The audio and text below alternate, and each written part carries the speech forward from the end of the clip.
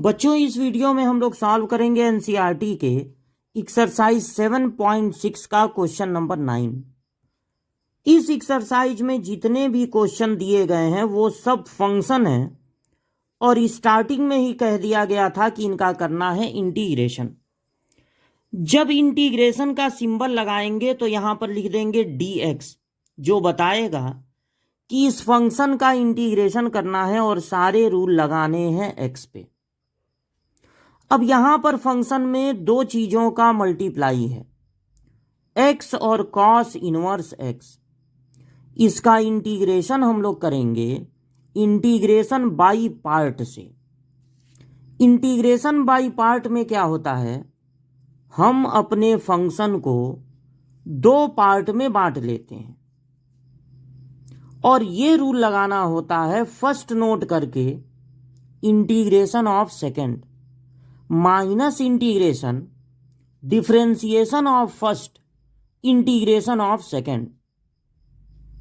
अब किसको पहला मानना है किसको दूसरा, इसके लिए होता है आइलेट रूल।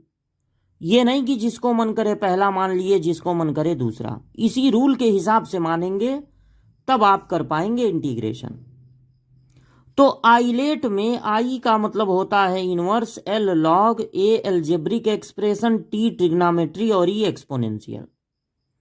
अब आपके पास क्या क्या है देखिए, एक एक्स है यानी एल्जेब्रिक एक्सप्रेशन और एक है कॉस इनवर्स एक्स मतलब इनवर्स।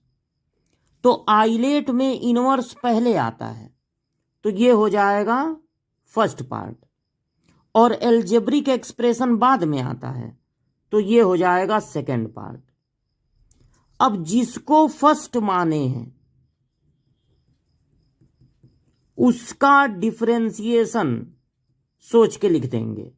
तो कॉस इनवर्स एक्स का डिफरेंशिएशन सबको याद रखना है -1/रूट में 1 माइनस एक्स स्क्वायर, और जो दूसरा पार्ट है उसका इंटीग्रेशन सोच के लिख देना है।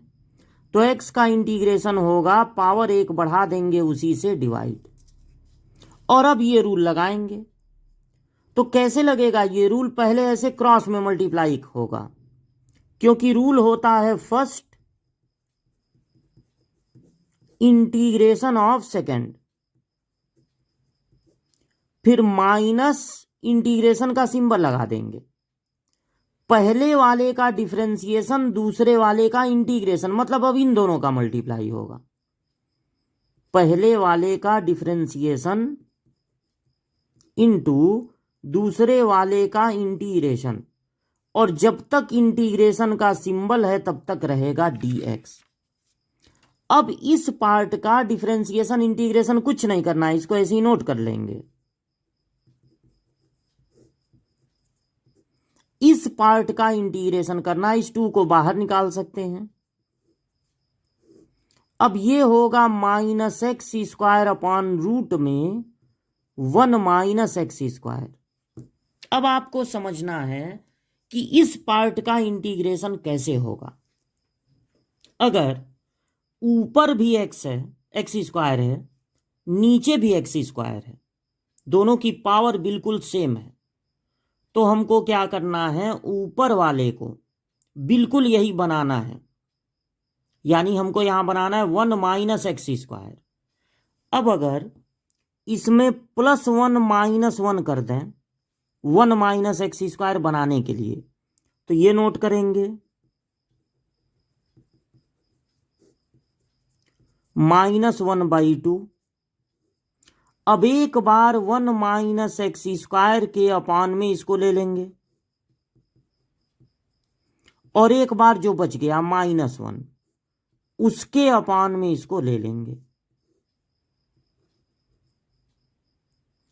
1 माइनस एक्स स्क्वायर को जब डिवाइड करेंगे रूट में 1 माइनस एक्स स्क्वायर को, तो जैसे 5 को अगर √5 से डिवाइड किया जाए तो क्या बचेगा, √5। उसी तरह से जब इससे इसको डिवाइड करेंगे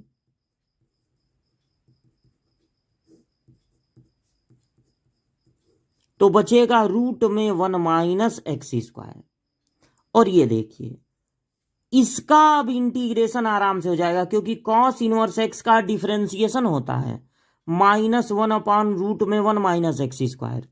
तो -1/√में 1 माइनस एक्स स्क्वायर का इंटीग्रेशन होगा कॉस इनवर्स एक्स। मतलब जब माइनस के साथ इसको लेंगे तब होगा कॉस इनवर्स एक्स, यानी यहां पर इस माइनस का बस प्लस में कॉस इनवर्स एक्स होगा।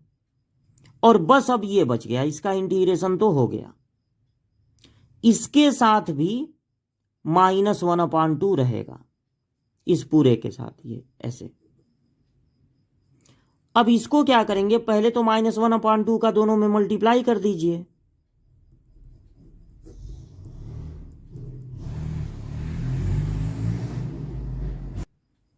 और इसको आप लिख दीजिए 1 का स्क्वायर माइनस एक्स का स्क्वायर, ताकि आप इसका भी अब इंटीग्रेशन कर सकें। रूट में A square minus X square का फार्मूला लगाना पड़ेगा, और ये हो जाएगा -1/2 कॉस इनवर्स एक्स। अब यहां पे फार्मूला लगा दीजिए 1/रूट में, नहीं 1 नहीं, केवल रूट में A square minus X square का फार्मूला होता है हाफ एक्स रूट में यही चीज plus A square sine inverse X by A. ठीक है, तो ये हो जाएगा यहां पर फार्मूला। तो ये फार्मूला जब यहां पर लगाएंगे तो हमको मिलेगा, पहले तो ये नोट कर दिया जाए, x square cos inverse X by 2, फिर -1/2 है। अब ये फार्मूला जब यहां पर लगाएंगे तो ए की जगह 1 लिखेंगे और एक्स की जगह एक्स, तो 1/2, ये 1/2 तो पहले से है यहां पे, और फार्मूले में भी 1/2 है।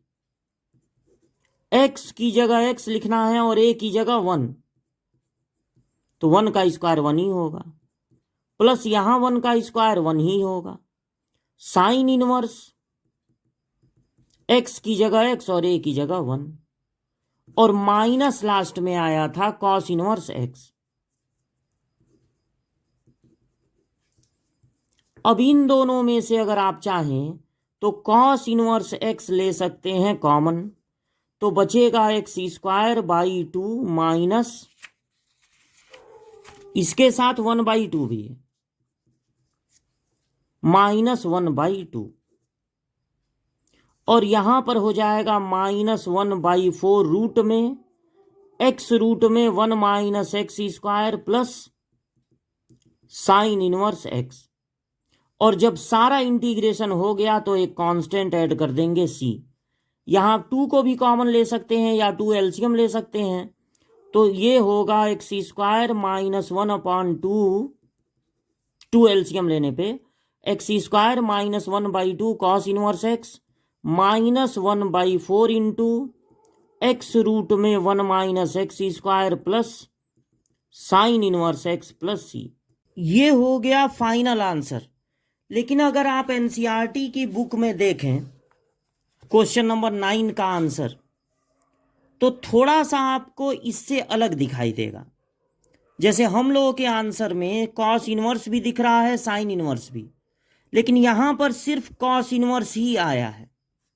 तो इस आंसर में जो एनसीईआरटी की बुक में है और इस आंसर में कोई डिफरेंस नहीं है, वो भी अपनी जगह पर सही है, ये भी सही है। लेकिन अगर आप चाहते हैं कि बिल्कुल वही एनसीईआरटी वाला ही आंसर आए, तो आप इसको वहां तक पहुंचा सकते हैं।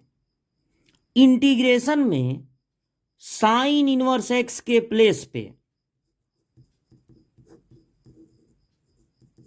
मान लीजिए आप सिर्फ कॉस इनवर्स में वही एनसीईआरटी वाला आंसर लाना चाहते हैं, तो सुनिए, इंटीग्रेशन में अगर कहीं साइन इनवर्स एक्स है तो आप उसकी जगह माइनस कॉस इनवर्स एक्स भी लिख सकते हैं। साइन इनवर्स एक्स के प्लेस पे माइनस कॉस इनवर्स एक्स भी लिख सकते हैं, क्योंकि साइन इनवर्स एक्स का डिफरेंशिएशन होता है। देखिए साइन इनवर्स एक्स का डिफरेंशिएशन होता है 1/√1 - x², और कॉस इनवर्स एक्स का यही होता है लेकिन माइनस के साथ। तो केवल माइनस का फर्क है इसमें, यानी साइन इनवर्स एक्स की जगह डिफरेंशिएशन में बस माइनस कॉस इनवर्स एक्स भी लिख सकते हैं। अगर इस माइनस को इधर ट्रांसफर करते हैं, मतलब माइनस से मल्टीप्लाई, तो ये दोनों सेम हो जाएंगे, इक्वल हो जाएंगे, यानी ये दोनों इक्वल हो गए। तो अगर आप यहां पर इसमें माइनस कॉस इनवर्स एक्स लिख के ये ब्रैकेट तोड़ देते हैं,